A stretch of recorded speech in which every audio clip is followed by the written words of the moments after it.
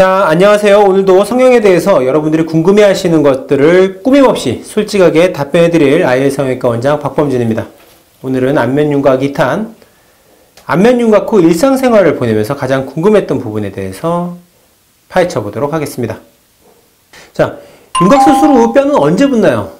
굉장히 많이 물어보신 질문이에요. 수술 후 8주면 붓게 됩니다. 8주가 지나게 되면 어떠한 강한 운동을 해도 괜찮다. 그리고 6달이 지나게 되면 뼈 자체, 상처 자체의 치료 과정은 종료된다고 보기 때문에 그 이후에는 플레이트의 제거도 가능하다. 이렇게 생각하시면 될 것 같습니다. 또 많이 물어보시는 게 윤곽 후에 식사는 언제부터 가능하느냐, 그리고 특히 고기 언제부터 먹을 수 있느냐 많이 물어보세요. 윤곽 후에 유동식을 드시는 걸 일반적으로 2주 정도 권해드립니다.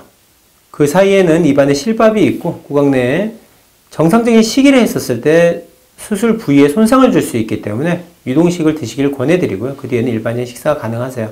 근데 이제 고기를 드시는 것도, 고기도 굉장히 종류가 다양하잖아요. 자기가 먹을 수 있는 정도 내에서 드시면 되겠습니다. 다만 찔릴 수 있는 것, 가시가 있거나 매우 딱딱한 것들은 피하는 게 좋다. 그리고 가급적이면 좀 부드러운 걸 드셔라 라고 권해드리고 싶습니다. 자, 윤곽수술 상담을 받으러 오셨을 때 많은 분들이 비대칭의 개선에 대해서 많이 말씀을 하셔요. 제 얼굴이 짝짝이에요. 주로 언제 알았냐면 사진 찍다가 알게 됩니다. 우리 카카오 스토리, 페이스북, 인스타 올리려고 보다 보면 얼굴이 비대칭인 걸 알게 돼요. 근데 저희가 진료실에 있게 되면 거의 100% 비대칭이 존재합니다.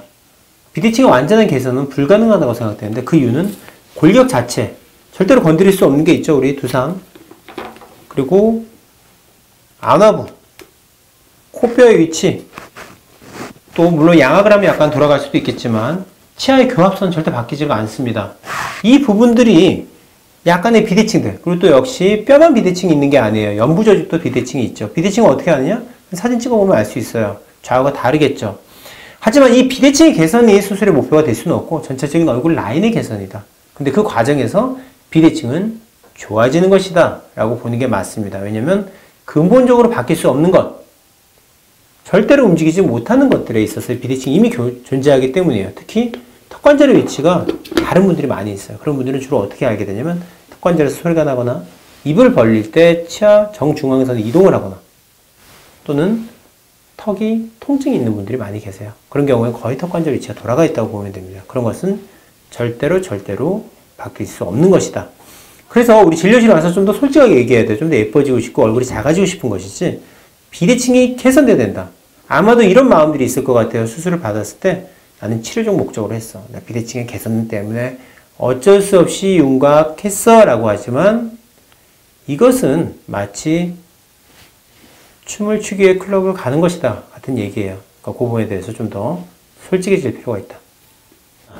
많은 분들이 병원에 윤곽 상담을 위해 내원하셨을 때 보여주는 CT 이미지들에 대해서 혼란을 겪게 되거나 정확히 이해하지 못하는 경우가 있으세요. 그런 부분들에서 미리 이 동영상을 보시면 이해할 수 있도록 제가 기본적인 안내를 좀 드려보도록 하겠습니다. 자, 정상적인 의학 용어는 아니지만 우리 굉장히 많이 사용하고 있는 용어가 여기 45도 광대라는 거예요. 이 부분이죠. 눈의 45도 하방에 위치해 있습니다. 이 부분이 돌출되면 일반적으로 얼굴이 넓어 보이거나 싸나워 보여요. 특히 여성분들 경우에 이 경우가 여기가 돌출되어 있으면 조금 드센 느낌을 주게 됩니다. 그리고 여기가 광대 아치, 옆광대라고 하는 부분이에요. 이 부분이 넓게 되면 당연히 얼굴의 폭도 넓게 되겠죠. 그래서 CT를 보게 되면 이런 식의 이미지들, 아래 구멍이 이렇게 나 있는 이미지를 보게 될 겁니다. 이거는 광대뼈를 보기 위한 뷰예요. 그래서 이 45도가, 그리고 여기 옆광대가 어떻게 줄어들 수 있느냐에 대해서 설명을 들으시면 될 걸로 생각됩니다. 또 많은 분들이 스트레스 받는 부분 중에 하나가 웃을 때 이 부분 올라가는 분들이 있어요. 근데 여기서 감별해야 되는 거는 실제로 뼈가 큰 것이냐 아니면 살이 많은 것이냐. 여기에 살이 많은 경우에는 드물게 지방을 흡입해 주는 거, 레이저를 이용해서 지방을 약간 용해하고 지방을 뽑아주는 방법으로 개선을 시킬 수도 있습니다. 턱의 구조에 대해서도 역시 좀 설명을 드려볼게요. 우리 턱이 커, 사각턱이야, 네모네, 주로 어디죠? 여기에 귀가 있고 여기가 이 부분이에요. 이걸 고니알 앵글이라 그러는데 많은 여성분들이 여기 줄여주세요 하고 내원합니다. 여기가 실제로 벌어져 있고 굉장히 큰 경우도 있을 거예요.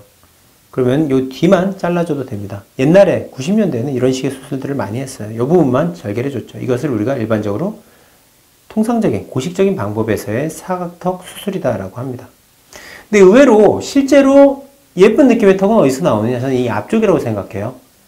이제 TV를 보시면서 연예인들의 모양을 보게 되면 턱 앞라인이 넓을수록 약간 더 강인한 느낌들, 강한 남자 같은 느낌들을 주게 됩니다. 이 턱선이 좁아질수록 좀 더 고운 느낌들. 약간 그래서 보면 얼굴의 패턴도 남자 아이돌들, 어린 친구들은 턱이 좁은 경우가 많아요. 여기에서부터 올라갈 때 좁아져야지 예쁜 느낌이 납니다. 그래서 턱 앞을 보시게 되면 이제 여기서 신경이 나와요. 감각신경이 나오게 되는데 이 신경선 아래를 통과하면서 이 앞까지 잘라주는 경우가 많습니다. 그것을 돌려깎기라고 하고요. 신경선이 나오는 부분 전에서 끝났을 때 이것을, 물론 병원마다 호칭은 좀 다른 것 같습니다. 저희는 그것을 긴 곡선 사각턱이라고 부릅니다. 그래서 사각턱의 종류는 3가지 수술법이 있어요. 난 정말 여기만 나왔어. 여기만 커. 여기를 줄여주는 거. 근데 그때 여러분들이 말하는 정면 효과는 별로 없을 거예요. 왜냐면 정면에서는 실제로 별로 안 줄어들기 때문에. 그리고 신경이 나오는 부위, 대개 여기쯤이죠. 입술의 아래라고 생각하시면 되는데 그 부분까지가 큰 경우에는 긴 곡선 사각턱. 그리고 이 앞에까지가 작아지면서 본격적으로 여성스러운 느낌, 좀 더 부드러운 느낌을 주고 싶어라고 할 때는 긴 곡선 사각턱, 돌려깎기를 하게 됩니다. 근데 다만 이때는 턱 끝의 위치가 적절해야 돼요. 너무 길거나 너무 뒤로 들어가 있거나 너무 돌출되어 있거나 너무 짧다면 턱끝 수술을 따로 함께 해야 됩니다. 그렇지 않은 경우에는 돌려깎기로 한 번에 정리가 가능하다.